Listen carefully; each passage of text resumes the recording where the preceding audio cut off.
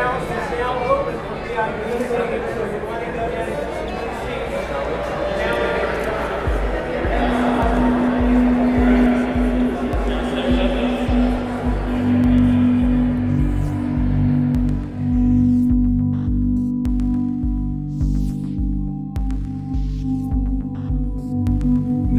I showed them the film, just three of us, they're the first ones to see it. We were in a screening room, and it was very difficult, very emotional for them.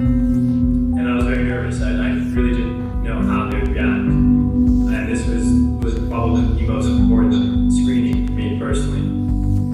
And afterwards, when the lights came up, they just looked at each other, and they kept saying to each other, "It was perfect, it was perfect." And that was just a huge flood of relief for me.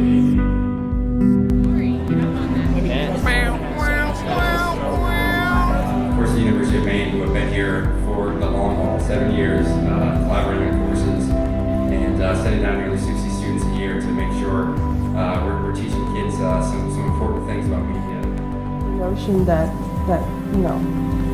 this was a project hadn't occurred to us in a while, basically. It's like all of a sudden the finality of it revealed itself, and it caught us by surprise. And really, I think, beautiful in some ways, but so inauthentic in the way that they represent the subjects' lives. And I think, combining that with kind of the, a more quieter lyrical style of filmmaking, maybe from, a lot of. Someone over here asked the question about being an expose, and I feel like I strongly resist that. To me, that boxes it in. I mean, I know it makes an audience feel comfortable to label something. I do the same thing, so I acknowledge that, but it was definitely something we didn't want in the film as far as labeling it, and so a lot of our choices are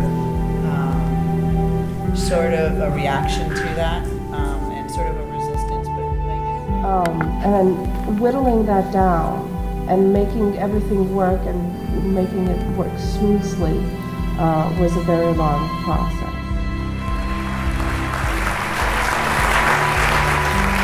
It's a wonderful crew of very local people who have been around here for a very long time, understand the community, understand the organization, what we want to do, and they're really helping us facilitate all of our dreams and hopes. So thank you guys, we really appreciate that.